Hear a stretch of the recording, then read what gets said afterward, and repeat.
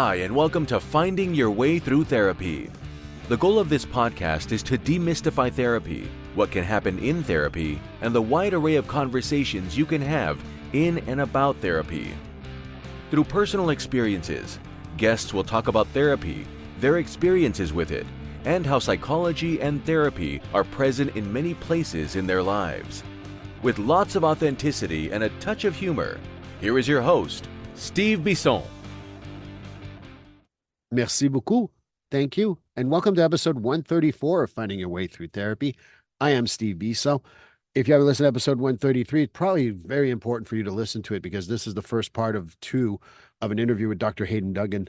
Dr. Hayden Duggan is the founder of On-Site, which is a academy, which is for residential trauma treatment and training program for public safety personnel, police, fire, EMTs, paramedics, sheriffs, DOC. He works with everyone.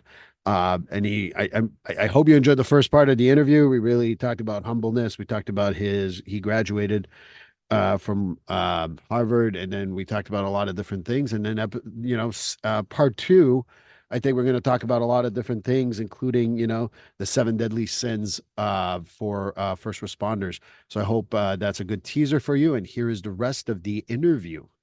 Sorry. I'm just going to interrupt you because, I thought that in 2023, and I know we're in 2024 when this is released, a few weeks ago, I got a phone call from a police officer looking for therapy. And then I say, hello. He's like, I'm John Doe. I hear you work with first responders. I don't want you to take away my gun. And I'm like, right. Is there a reason why I should take away your gun? And he's like, no, why? And I'm like, okay, so then there won't be any reasons for me to take well, I don't understand. I said, well, you're seeking help. So you're not that far off. Like, you're not far away. So that's a good sign. And my goal as a provider is to always keep you in the community safe and taking care of the community because that's what you want. Exactly. But it's in 2023, probably 2024 now, I still get people who are like, oh, you're going to take my gun away, or you're going to make me lose my job as a firefighter, paramedic, EMT, whatever the case may be, or sheriff, or even the nurses and the ER docs, which we don't like. Let me not put those guys out of first responder because they are first responders. I agree. Yep. They have all these fears. And I'm like, no, you're calling me. That's a good sign. And we got to stop thinking that calling and getting help, and this is something that, you don't need bars to give that information to your team, is that's not what the goal is. You go see a therapist, that means you're not that far off. You need the help. If you don't go somewhere and you're doing screwed up shit, now that's a problem. And that's where that becomes more of a problem. And I tell guys, like, SISM is great. Scissors is great. Going to one session with a therapist, amazing. I'm all for that. I don't perform miracles in one session. I've never done. I tell people, like, I'm waiting on that whole thing where I put up my hand and go, all right, you're good. Next person. And then maybe I'll change jobs when I can fix everyone like that. Yeah. But the point I want to make is that when you talk about all this, is I find that our field, like the first responders field, they're like, oh, it's got to be fixed right away. And I always give this example also I gave this to another guy. It was like, when you break your arm, it's fixed right after you go to the hospital. It's fixed. You can use your arm. And they're like, well, no, it's going to take 6 to 8 weeks or whatever. Oh, so I think mental health is suddenly not a science because we're not curing you right away. It's the same exact thing. That's a great analogy. I give people, let's work on that stuff. And, being trauma informed, I let you talk, but now I got my verbal diarrhea is coming out. Yeah. My biggest pet peeve about trauma informed is people like, oh, I know about trauma. Like, that's not trauma informed. Oh yeah, but I know about trauma. No, that's not at all what that means. And we have too many people out there who like, oh yeah, I know about on-site, so I'm trauma informed. That's not even close to knowing about trauma. That's not even knowing anything about mental health. Passing the buck to on-site or Hayden is not the answer. You're part of the problem because you don't want to look at it. But anyway, that's my 2 cents. And if you're a chief or someone in higher ranks that heard me say that and you feel attacked, good, I did my job. Well, thank you for letting me tell that story. And to boil it down to its essence, I was a hair club client, and I had a event that was very obviously upsetting to me. I had help making the connection to a failed rescue that, that fire when we didn't save that child related to my own feelings about not being able to save my sister. It wasn't rocket science. It's not psychoanalysis. It was a clear connection, a sense of failure. So anyway, I did get trained. I did get sober. Tim and I decided to form a nonprofit many years ago. We didn't know what the F we were doing. And we started as all volunteers. Right. And then it grew, and we went out to Oklahoma City after the Murrah building was bombed. We did go down. We decided to call it the on-site because we'll go if you call us, we'll go. Then we went to 9/11, 27 days, corner of West and Vesey.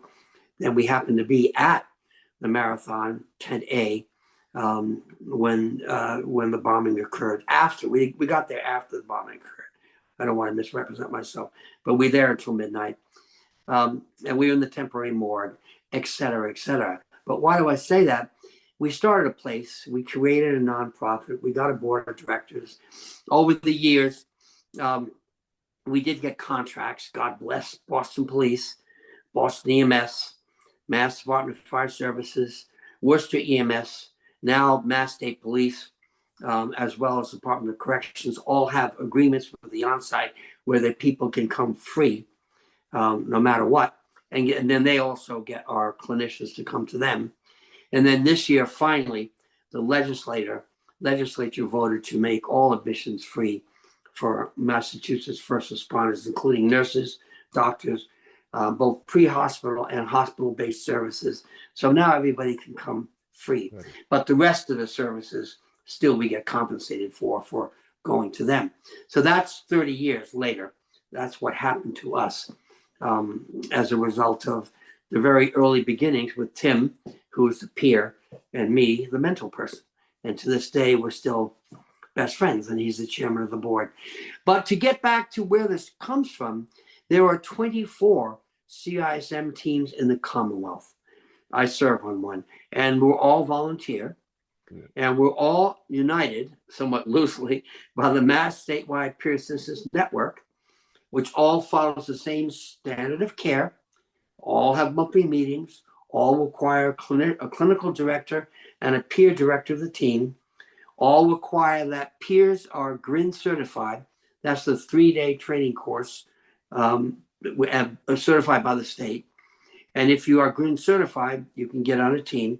Clinicians included have to go through it. And then you will get I'm CISM trained, so God bless you. You get confidentiality and you get privilege, meaning that you can't be forced to testify. As long as you are disclosing this to a GRIN certified peer and a clinician in a debriefing, you cannot be forced to testify. So there are many different systems out there. Gordon Allport said the surest way to lose truth is to pretend that one wholly possesses it. There are other methods of group crisis intervention, of course. As it is right now, though, the only method that can guarantee its volunteers both confidentiality and privilege is if you're GRIN trained and you're in that state network. So we strongly believe in the state network, and the on-site now has become really just a small, if you look at all the services as the broad edge of a funnel, you've got peers out in the street. You've got people embedded in local departments, police, fire, EMS, who are trained. God bless for those. You've got chaplains. Mass Corps fire chaplains are fabulous. They do excellent work. Yeah. And that's the broad edge. Then you get to the debriefings and then the one-to-ones, and then finally you get down to the STEM. That's us. Low frequency, high intensity resource. If somebody is really in need of it, you better have it for them, because you know very well, Steve, there's that moment in time where they're willing and open to talk. And if you miss it, they seal right over. No, I'm good. No, I'm okay. You say, damn, we should have taken that person in when we could. So the on-sites had 9,500 folks through over the last 30 years. Wow. We don't advertise. We don't market. We do have a 90% return to duty rate because our people want to get back on duty. We are focusing a lot now on retirees, my age and younger. I'm truly old, but a lot of them retire much younger than me. And families. That's our new focus, and we want to build a new building for it. But right now, yeah, that's where we are. We're just an extension of everything else the Mass Statewide Peer Assistance Network does out in the field, the one-to-ones, the debriefings, the response to the crisis, to the shootings or whatever. And then we're that last piece. If you need it, not many people do, you better have it for them because we lose them. As you know, Yes. we lose a firefighter every 3.2 days in the United States, despite all the training we have, size up and RIT training and rescues. We still lose a firefighter every 3.2 days. Every 57 hours, we lose a cop shot in the line of duty. Still, in both emergency services, heart attack, lung disease, and cancer are the leading causes of death. And they shorten the lifespan of the average firefighter by 12 years. And police now, used to be 10 years, they've overtaken us in this current era of everybody hates cops. They have a shorter lifespan than we do. So It's really important that the work you do, every time we have a provider out there that understands what people are talking about and has the respect for them, just listens to them. We don't want clinicians that have to be a cop or have to be a firefighter or that's not what it's about. We want the best clinician we can get, but they have to respect and understand what these people have been through. Just shut up and listen. You can't go wrong by listening. And thank God you work with cops, because we've had cops that would come into us and say, I might as well stab myself in the eye with a pencil before I'll go back to that person. That person made me feel worse when I came out than I did when I went in. So yeah, you're right. It is a specialty. Not all of us in the clinical world are trained in it, and we need training for it. But that's the overview of the on-site, where it fits, etc. You forgot one important thing, though. I don't know what the stats are going to be for 2023, but there is a first responder, I think it's every 20 hours, that commits and completes suicide. And I'm not looking over that, because this is something that's important for people to understand, that, you said it yourself, we hate cops mentality at this point. But the stress that firefighters and police go through on a regular basis, daily basis, is something I can't even fathom. And I work in this field. Yeah. And I wanted to mention that too, because we're losing too many to suicide. And I want to mention that too. No, you're absolutely right. We lose 4 to 6 times as many police officers by their own hands every year as we lose by perpetrators. The bottom line of all of these activities is suicide prevention. You're 100% right. And I think now, of course, it's trauma and addictions, because 87% of completed suicides involve alcohol. So for old guys like me, AA becomes just as much of a cause, because we lose people if the only tool in their toolbox is booze or opiates or whatever. And I understand it. I'd only be looking in the mirror if I didn't, but it'll kill you. So we got lots of ways to die in this gig. What did people call it? Going to church is usually what happened after a shift. Yeah, that's right. Choir practice. Choir practice. Thank you. I couldn't remember the exact expression. But one of the things that I would say to you, that, and again, it may be I'm not trying to be provocative here, but one of the things that really is happening is, you said it yourself, they go to a therapist who is a first responder therapist, and they go, I would never want to go. Like, how many guys come to my couches and go, okay, I was scared, because a lot of people call themselves specialists and they are truly not. And I was afraid you'd be one of those guys. There's bucks in it now. Right. And I think that's the problem, is that people are looking at it as a financial gain. For me, it's like, really, how do we, one of the things that comes to mind is that I can fill out, there's an insurance company, I mentioned this in the past podcast, but I'll mention it to you now, because there's an insurance company that will remain nameless that took me off their first responder specialists, because I wouldn't do their 1 hour training, which absolutely was horseshit. And it wasn't even close to what I deal with.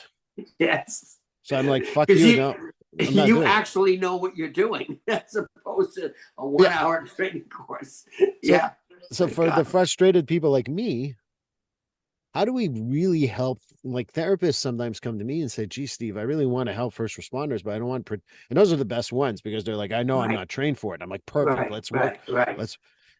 I think that one of the things that I've mentioned to people, and someone mentioned it in my podcast a few months ago, one of the things is we got to let some therapists in on it. And what I mean Yeah, we by do. that, Yeah. we need to, like, I don't mean like I got to go live in the firehouse for 24, or I got to go do like 7 weeks of mids, or, for afternoon shifts or whatever with the police. But I think that we got to let in a little more the mental health providers and the social workers Sure. of this world Yeah. in order for them to understand. How do we get that message across Yeah. to a whole Right. lot of people? That's my question to you.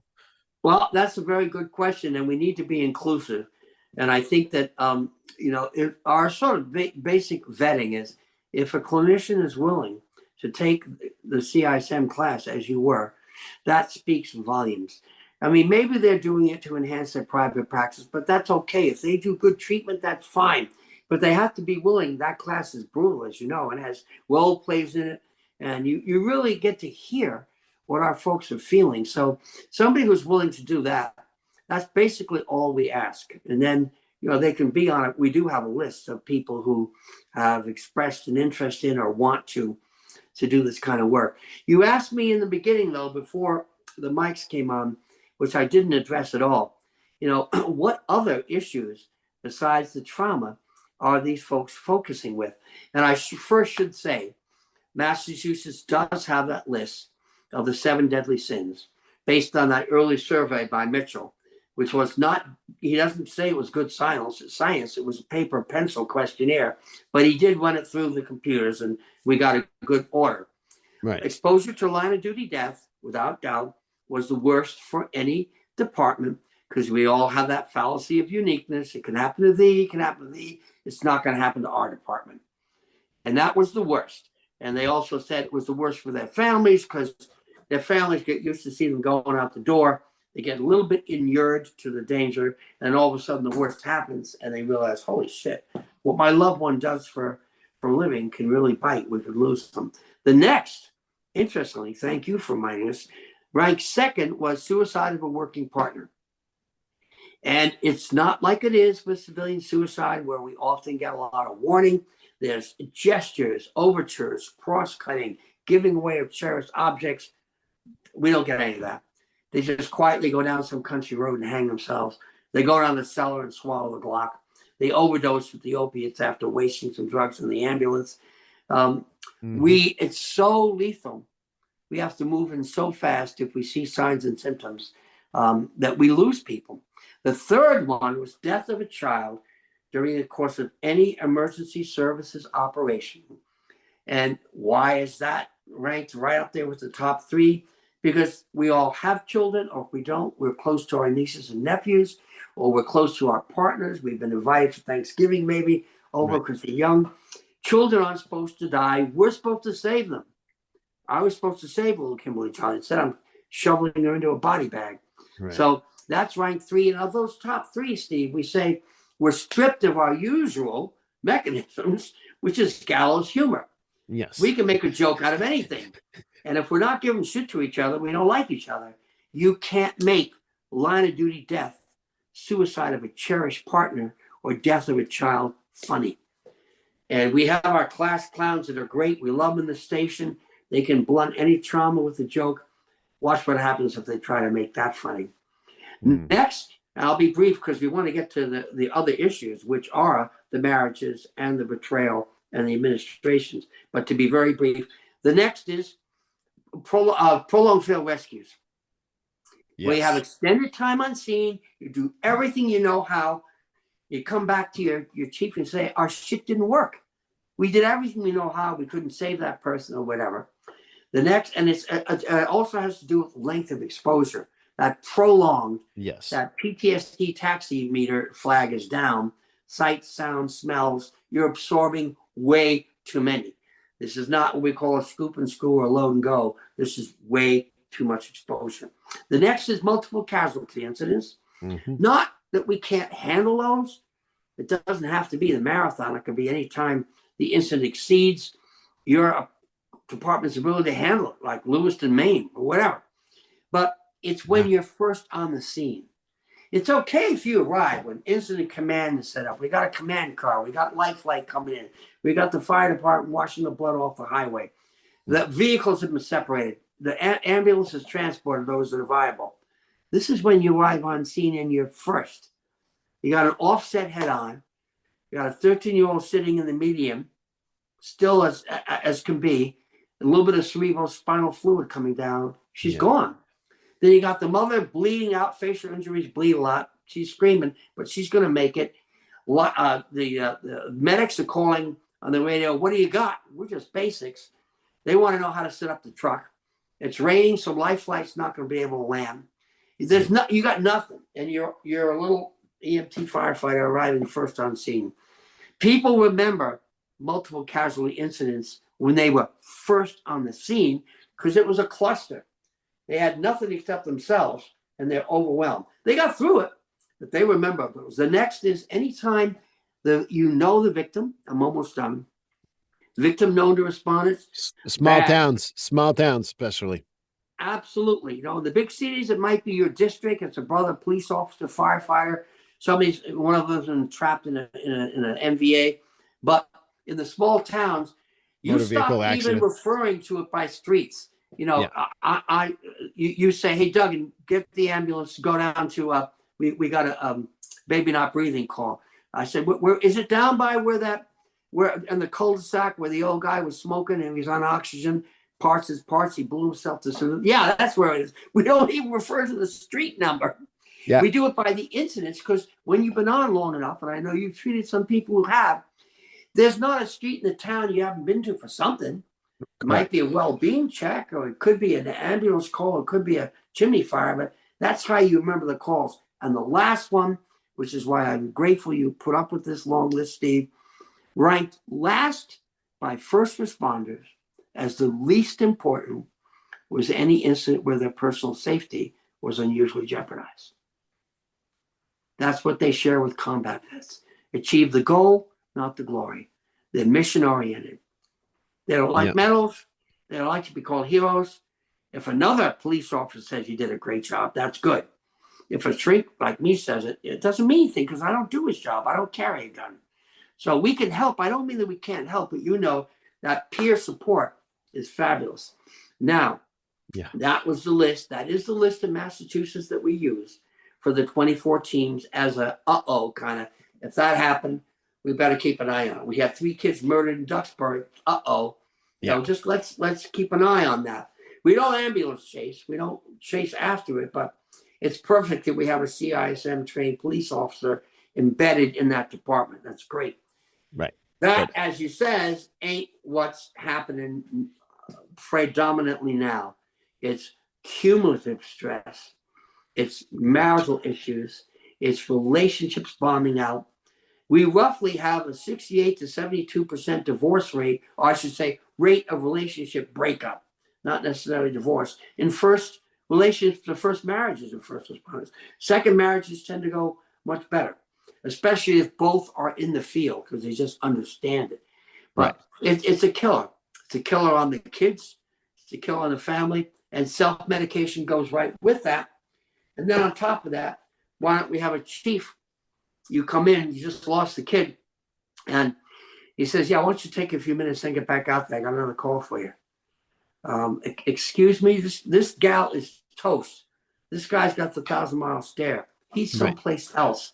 You don't want him answering that call. He's not emotionally fit. No. So, what we call administrative betrayal, unfortunately, and I'm not saying, I think I made it clear, definitely not all chiefs or all deputies or all captains. We have some that are stars. They never forgot where they came from, and I could give you names, which I can't. But then we have a lot that when they get up where the air is thin, they got stars and bars and stripes, they forgot where they came from. They become instant assholes, and they do harm.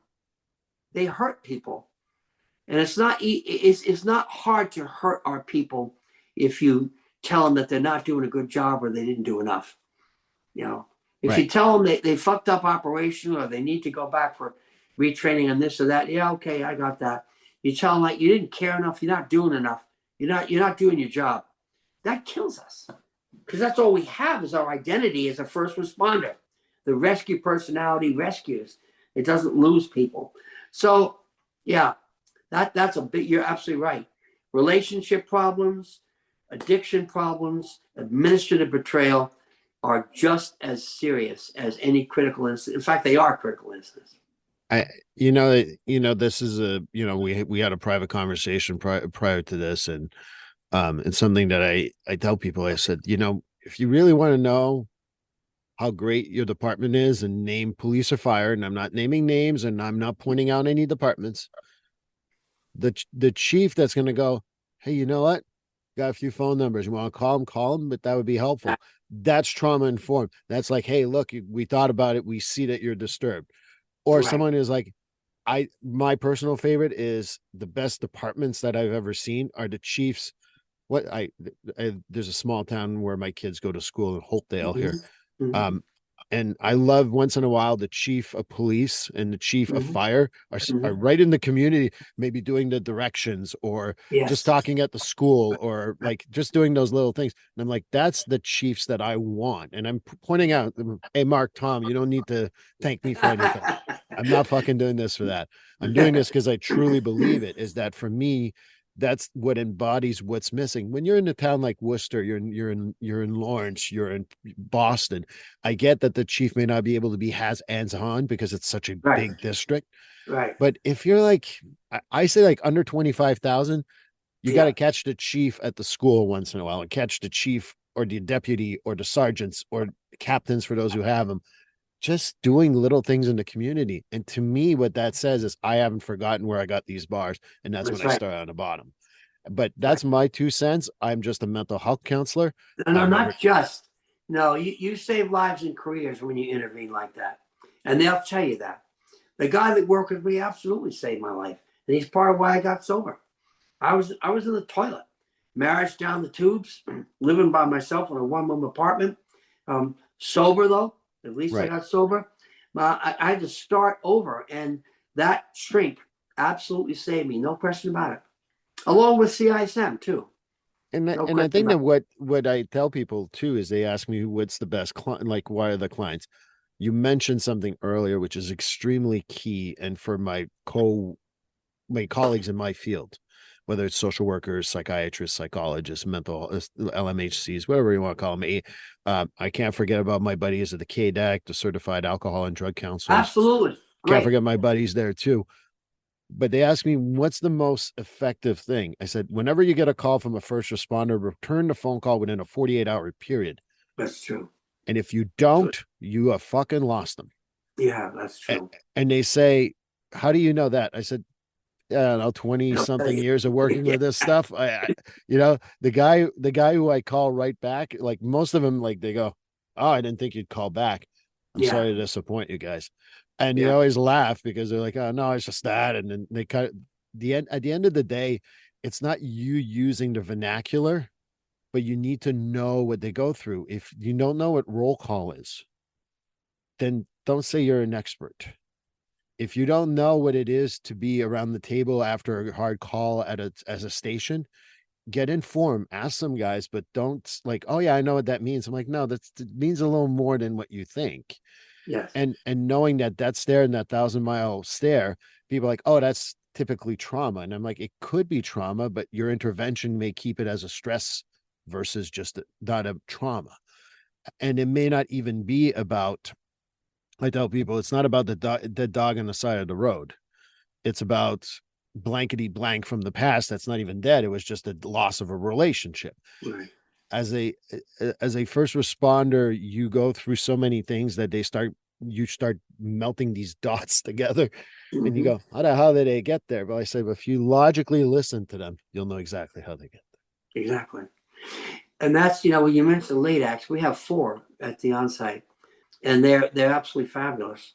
I mean, I'm in AA, and they're more up to date on substance abuse and alcohol abuse than I am. So we're looking for that next wave, the next generation that's coming along. Like you said, we want both peers and clinicians to get involved in this, get intrigued by it, to want to do it. Right. Our place, absolutely. Our goal is our staff. Without our staff, we wouldn't have any program. They are fabulous. Most of them, not all, but most have lived through it and have been first responders, and I know you know some of them, and then went on to get their degrees and now do trauma counseling and trauma work with us. But it's a powerful program. It's not for everybody. Right. It is a hardcore trauma approach. And when they come in on Monday, they get a meet and greet. They meet each other, a little bit of urinary Olympics, who's done what and where have you been.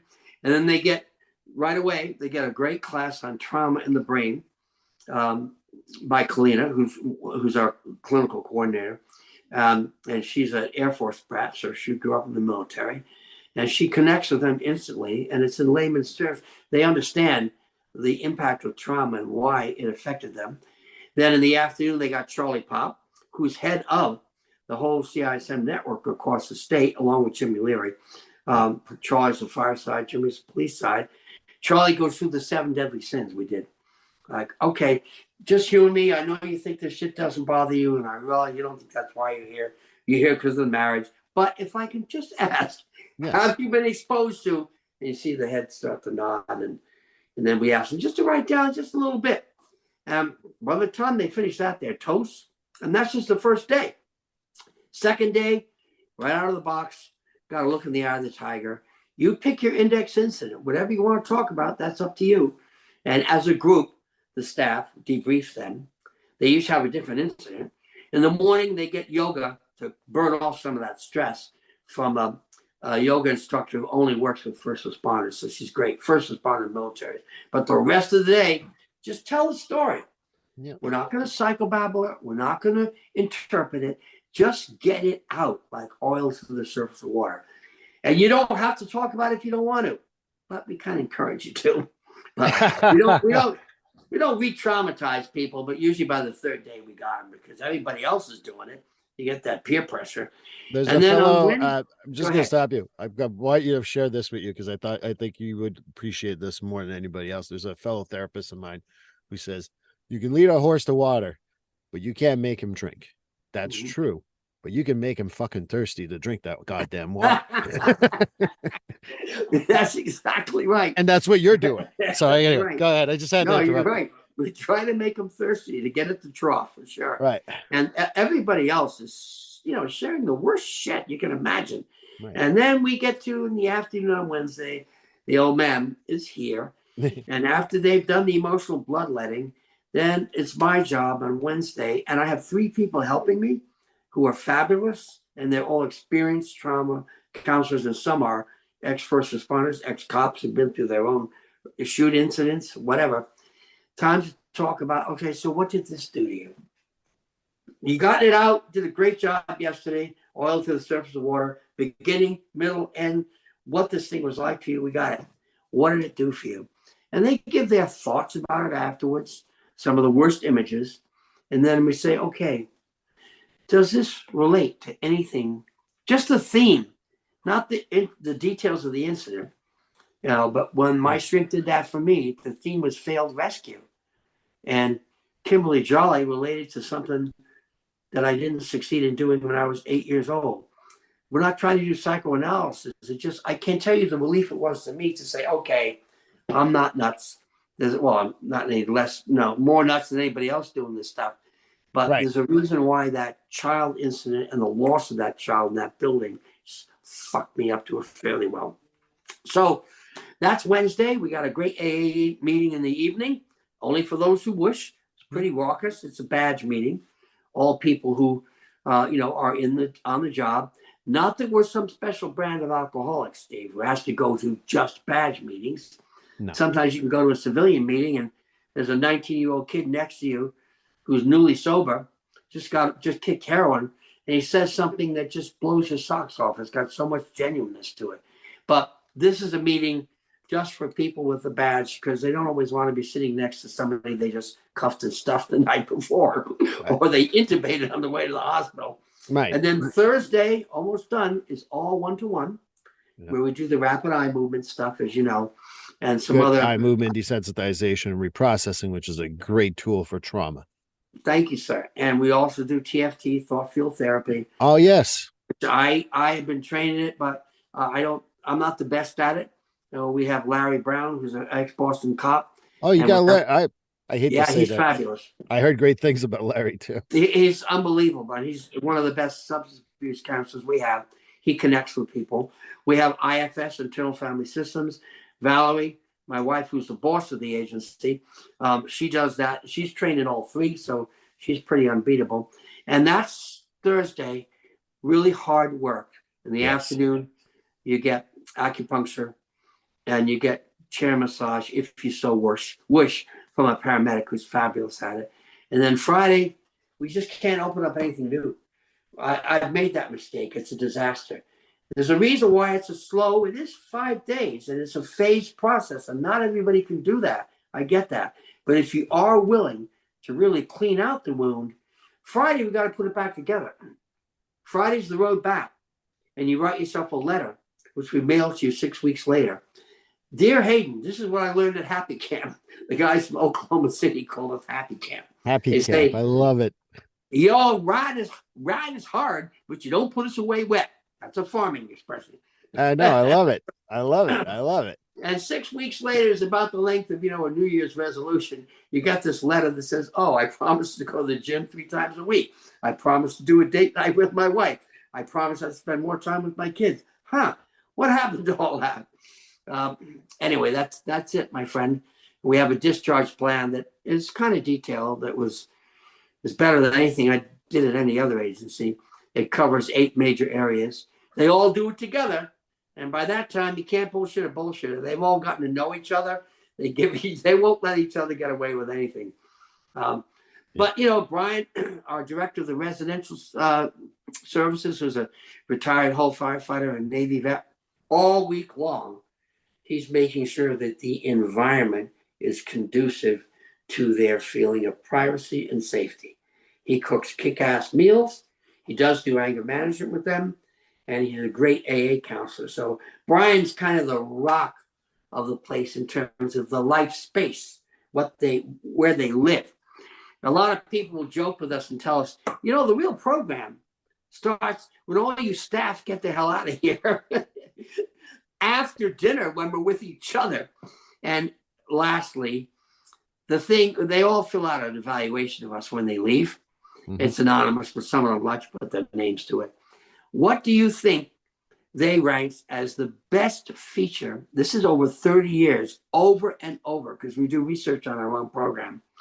They ranked one thing as the most powerful thing for the whole program. We all looked at the first set of data. Was it EMDR? Was it the debriefings? Was it AA? Was it the health and wellness stuff? Was it the food? No, it was peer support.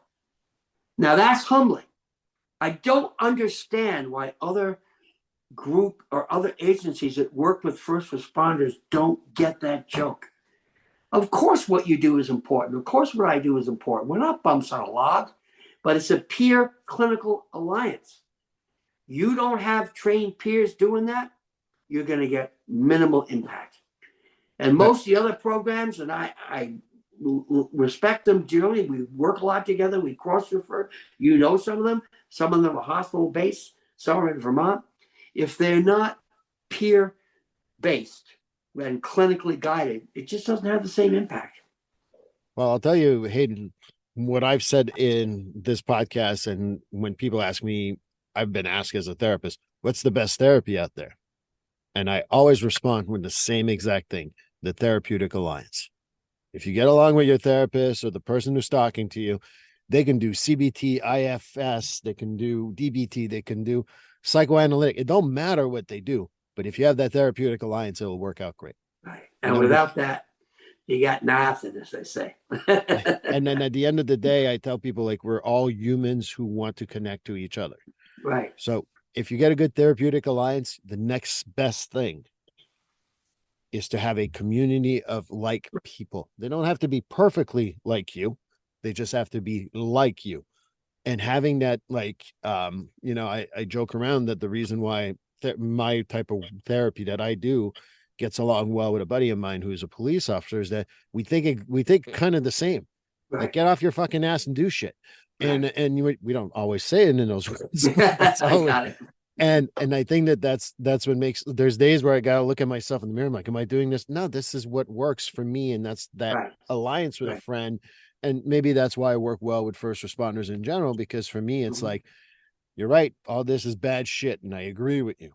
What are we going to do Mhm. to get out of this shit? And I'm not going to let you sit there. Exactly. And I think Exactly. that for me, at the end of the day, learning to teach people about the community, the therapeutic alliance. I like that you have acupuncture, yoga, Mhm. and one of the things that I've tell people is that it doesn't matter what you do as activity. And if you don't like yoga, that's fine. Then go do breathing exercise. You don't like that, go do Pilates. You don't like that, go do a spin class. I don't give a crap what you do, but you got to move. You're not going to Yes, get better mentally by not moving.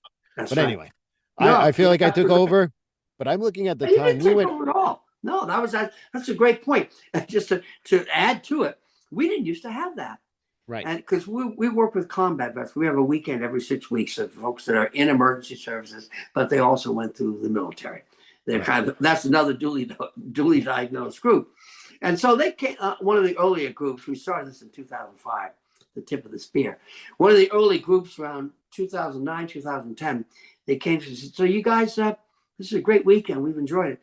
You guys doing the yoga? Oh, no, we don't do that shit. Oh, did you have any acupuncture? No, we don't do that. Do you do any like chair massage or something like that? Because the body tenses up during combat and all this stuff. No, we don't do that. This is a Marine. He looked at me and said, well, I got to tell you something. We have that at the VA. And somehow I think if it's good enough for the U.S. Marines, it probably should be good enough for the on-site academy. I said, oops, oh shit. So now we have all those modalities because And they're it, important. They're part of wellness. So yeah. and we can talk about, like, we're running out of time. I just realized that we've Sure. been Thank talking you. all I'm this sorry. time. No, why are you sorry? This is great.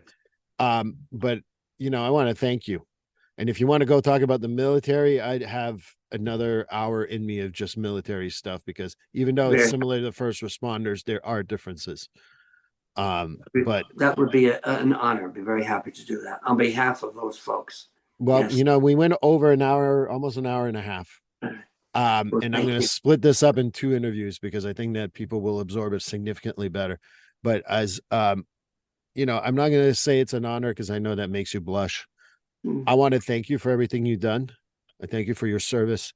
I thank you for, as a Canadian, thank you for being there for the firefighters who went through hell and back in the last 6 months to a year, which Well, people thank you. tend to forget. They complain about their clouds here.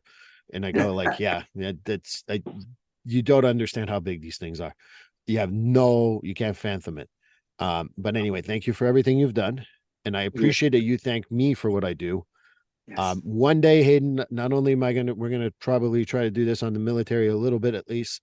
Sure. I'd love to go to on site and see Oh, you. I know love to it'd be have an you. honor. I'd be an honor, but I'll never impose myself because I know some guys want their privacy, and I respect that 100%. We love to have you. Friday afternoons is when we generally do the visits. So, as they say, soyez le bienvenu, mon ami. Oh, je serai là, mon ami. Yes, I will take you up on that offer. But Okay. I just want to thank you so much, and we'll definitely get back together soon. No, thank you for the opportunity. Very important. I appreciate it. Have a great day, Steve. Thank you. Hayden. Well, this concludes episode 134 of Finding Your Way Through Therapy. Dr. Hayden Duggan. Thank you. Thank you. Thank you. Probably one of the most honest, goodness, supportive, and we talked about mental health. We talked about first responders, two of my greatest passions for the last 2 episodes, and I hope you guys enjoyed it.